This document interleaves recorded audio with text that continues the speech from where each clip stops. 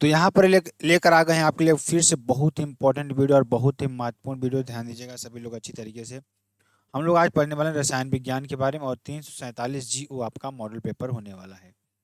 यहाँ पे आपको ध्यान दीजिएगा, समय 3 घंटे 15 मिनट आपको दिया जाएगा। हर एक मॉडल पेपर में आपको बताया जाता है और पूर्णांक इसमें आपका 70 नंबर का रहेगा। और सभी प्रश्न इसमें आपके लिए करना अनिवार्य रहेगा। प्रत्येक प्रश्न के निर्धारित अंक उसके समक्ष दिए गए हैं और गणनात्मक प्रश्नों में गणना के समस्त पद आपको देना है। प्रश्नों के प्रासंगिक उत्तर आपको लिखना है और जहां आवश्यक हो रासायनिक समीकरण भी आपको देना है। ठीक, चलिए सबसे पहले इसमें हम लोग बहुविकल्पी प्रश्नों को पढ़ेंगे। जो बहुविकल्पी प्रश्न आपके लिए बेहद इंपॉर्टेंट और बहुत ही महत्वपूर्ण हो जाते हैं। ध्यान दीजिए, पहला प्रश्न क्या है।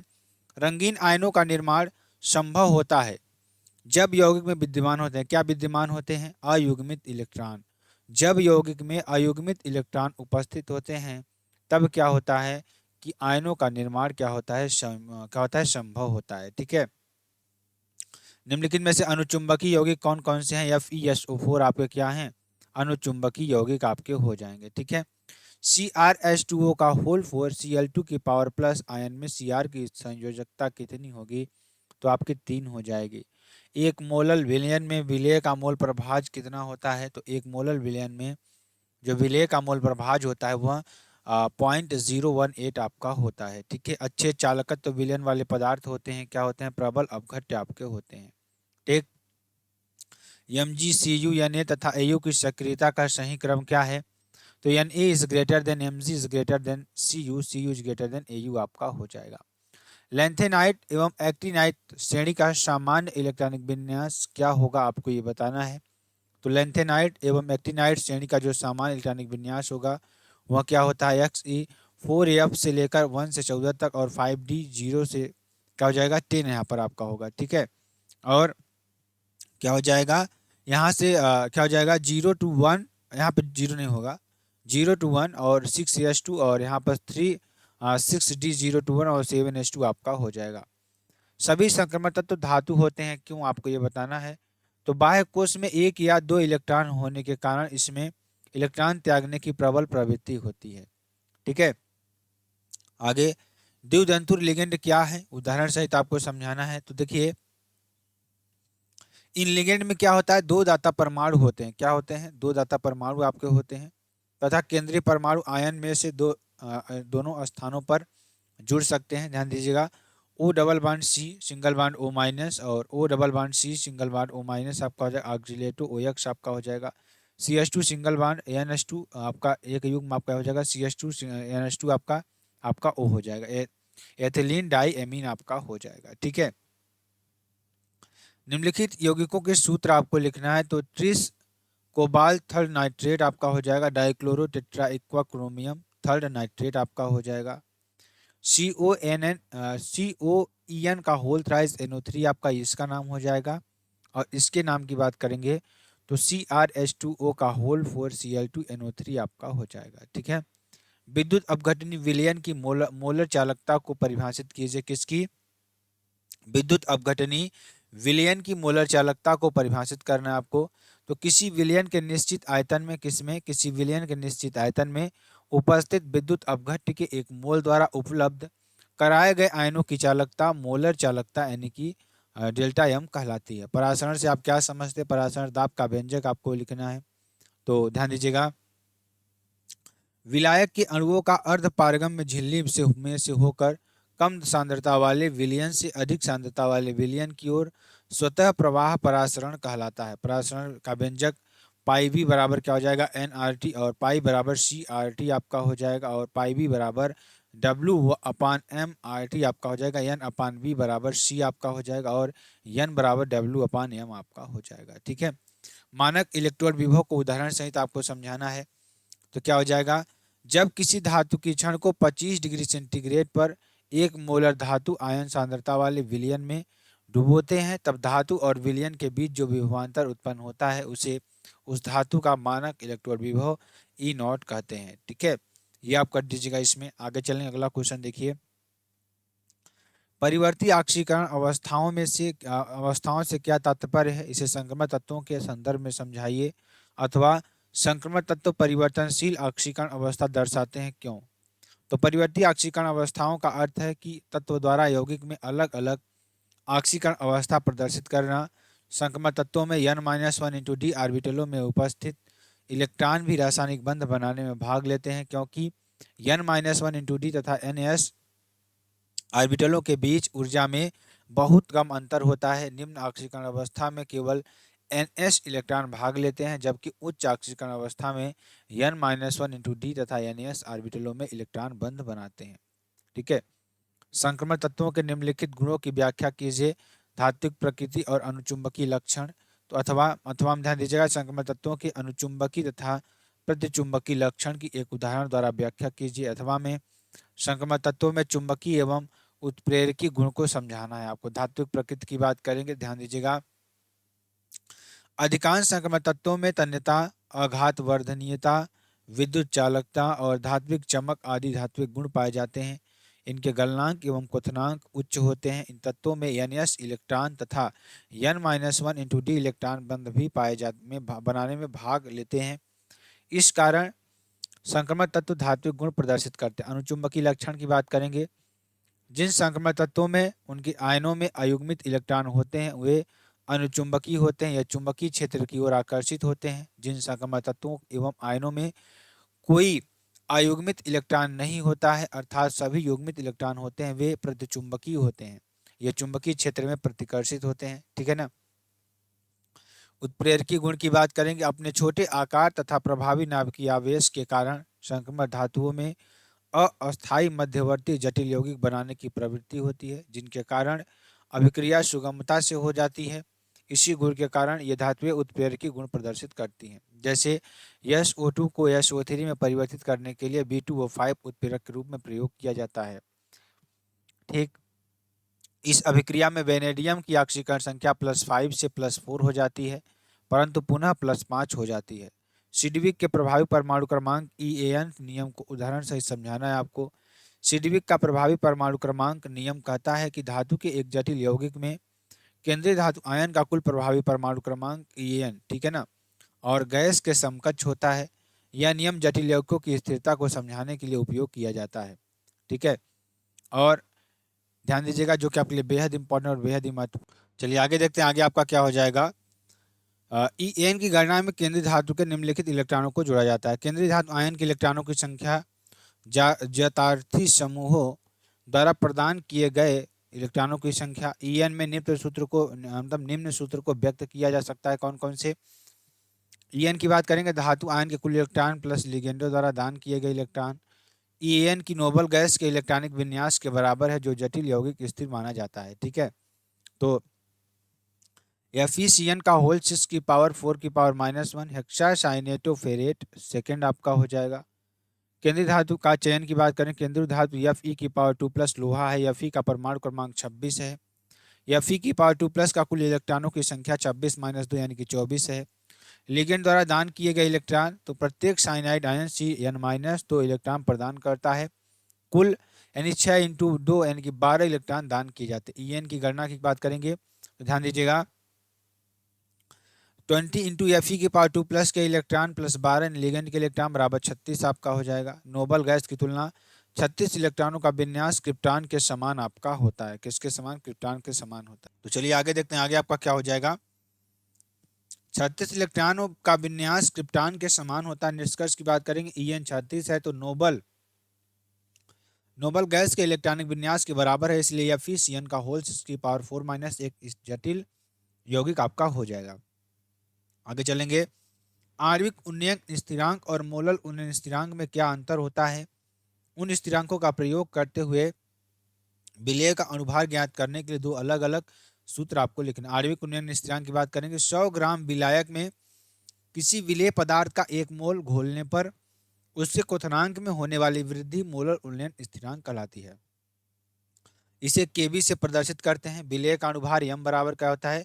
Kb × W × 100 यानी कि अपान डेल्टा TB × W आपका हो जाएगा।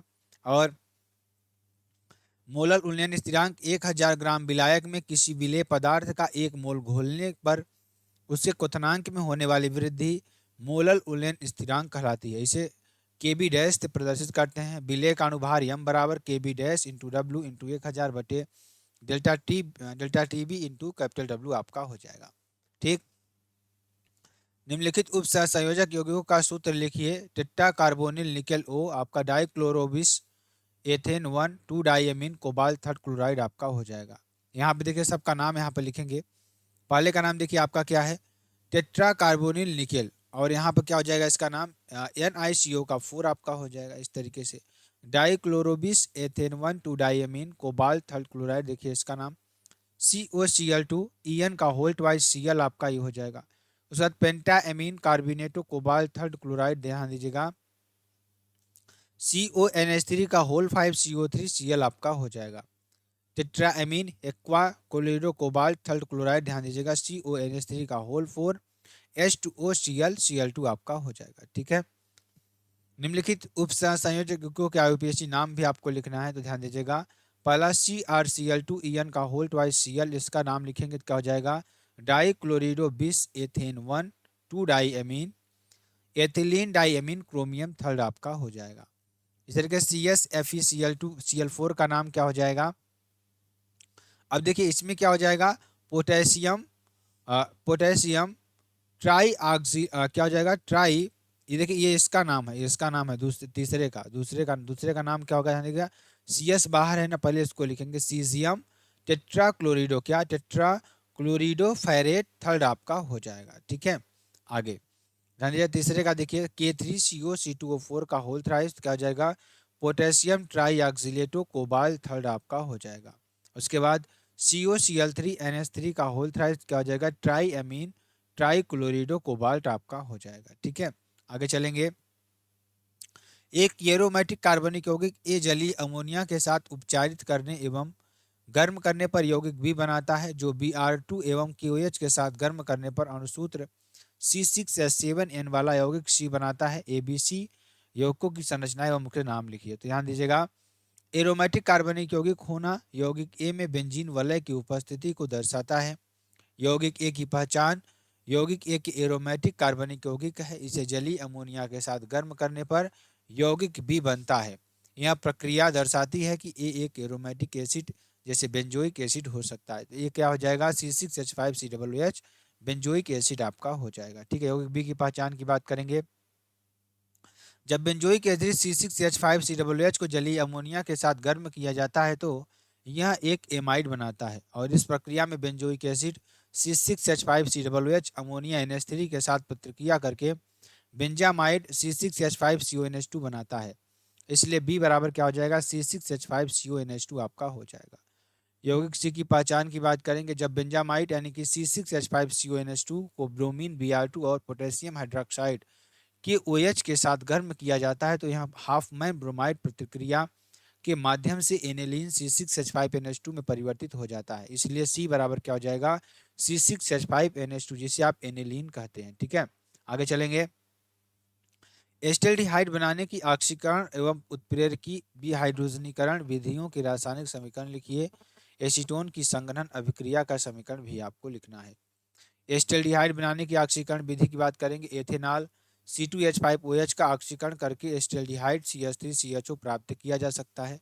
यह प्रक्रिया क्रोमियम ऑक्साइड CrO3 जैसे ऑक्सीडाइजिंग एजेंट का उपयोग करके की जाती है। अगर रासायनिक समीकरण की बात करेंगे C2H5OH plus O CrO3 CH3 CHO plus H2O आपका हो जाएगा। एस्टेल्डिहाइड बनाने की उत्प्रेरकी विहाइड्रोजनीकरण विधि क्या हो जाएगी, एथेनॉल C2H5OH का उत्प्रेरक की उपस्थिति में विहाइड्रोजनीकरण करने पर एस्टेल्डिहाइड प्राप्त होता है। यह प्रक्रिया सामान्यतः तांबे यानी Cu या सिल्वर Ag के उत्प्रेरक के साथ गर्म करने पर होती है। रासायनिक समीकरण देख लीजिएगा, C2H5OH और Cu 300 degree centigrade CH3 CHO plus H2 आपका हो जाएगा।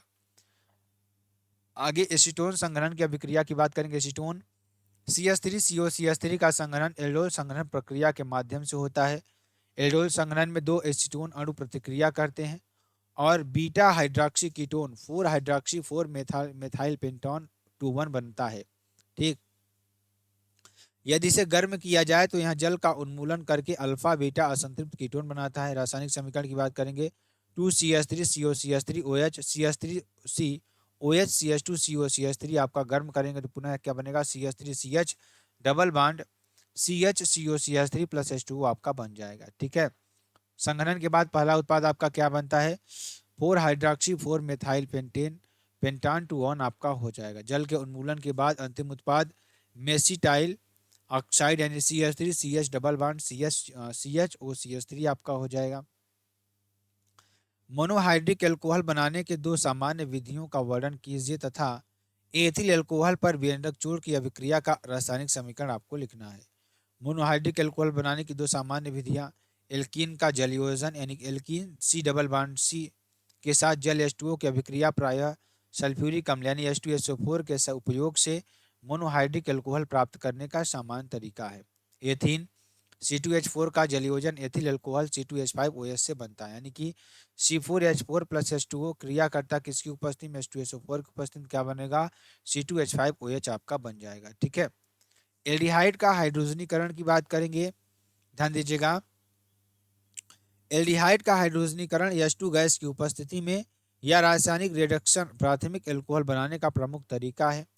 प्लेटिनम पैलेडियम निकिल एनआई उत्प्रेरक के रूप में प्रयोग होते हैं। उदाहरण तौर पर एस्टेल्डिहाइड CH3CHO को हाइड्रोजनीकरण करने पर एथिल एल्कोहल बनता है। CH3CHO प्लस H2 निकिल की उपस्थिति में क्रिया करेगा तो क्या बनाएगा, C2H5OH आपका बन जाएगा। ध्यान दीजिएगा, एथिल एल्कोहल पर विरंजक चूर्ण की अभिक्रिया, तो विरंजक चूर्ण CaOCl2 का होल्ट वाइज के साथ एथिल एल्कोहल C2H5OH की अभिक्रिया से क्लोरोफार्म यानी कि CHCl3 और कैल्शियम फार्मेट HCOOCA बनते हैं। रासायनिक समीकरण की बात करेंगे, C2H5OH plus 4O CaOCl2 CHCl3 plus HCOOCA plus H2O आपका हो जाएगा। क्लोरोफार्म CHCl3 और कैल्शियम फार्मेट HCOOCA आपका हो जाएगा। प्रयोगशाला में डाई एथिल ईथर बनाने की प्रयोग विधि का सचित्र वर्णन कीजिए। संबंधित रासायनिक अभिक्रिया लिखिए। इस विधि को अविरत ईथरीकरण विधि कहते हैं। दो महत्वपूर्ण उपयोग भी दीजिए। अथवा में शुद्ध डाई एथिल ईथर बनाने की प्रयोगशाला विधि का सचित्र वर्णन कीजिए। संबंधित अभिक्रिया का समीकरण भी लिखिए।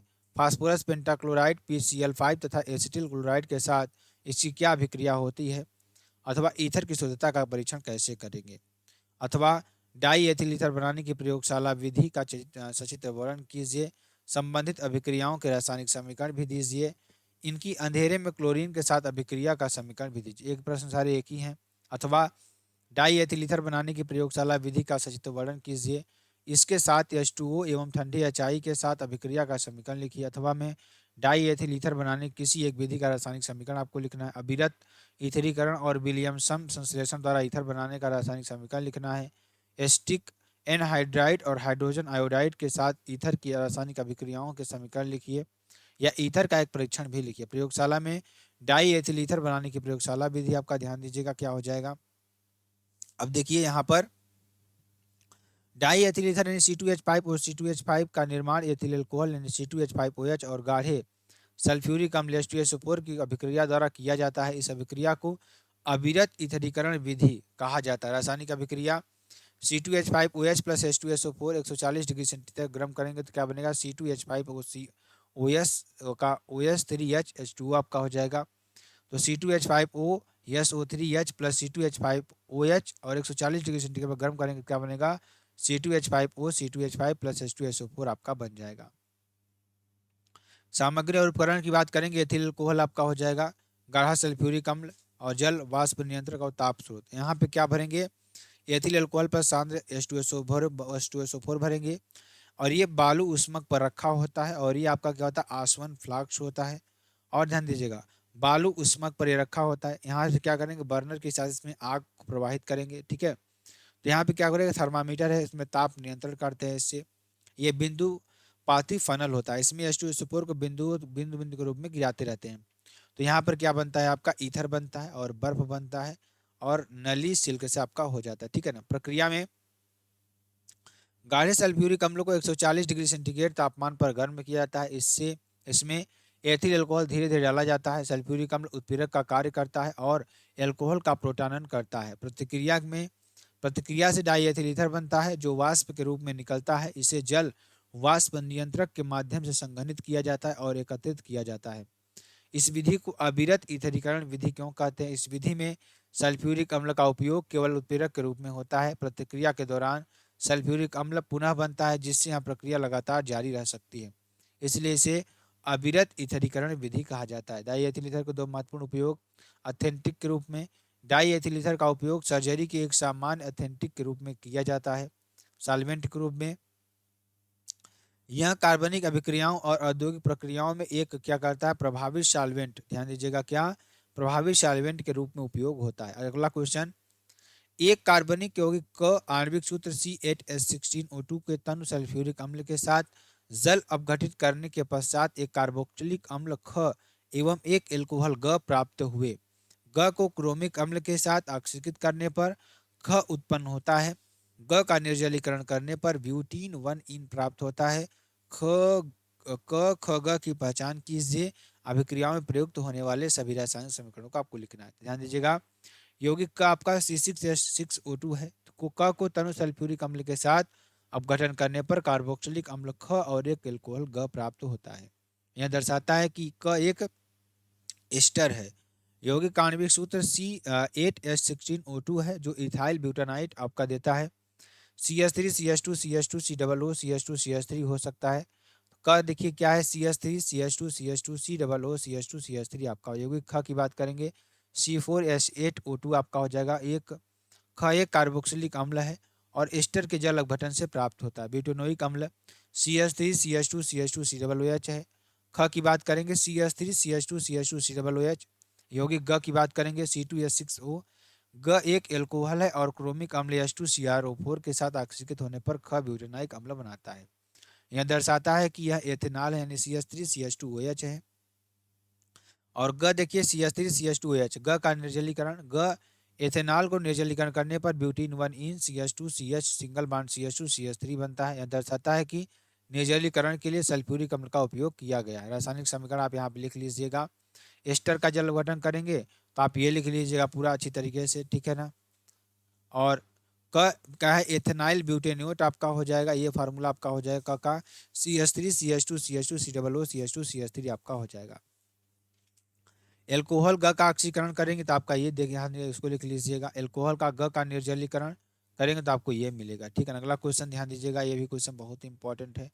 क्या है, एक ठोस के 1.26 ग्राम को 200 सेंटीमीटर क्यूब जलीय विलयन में घोला गया तो 300 केल्विन पर इस विलयन का प्रसारण दाब 257 इंटू 10⁻³ बार पाया गया।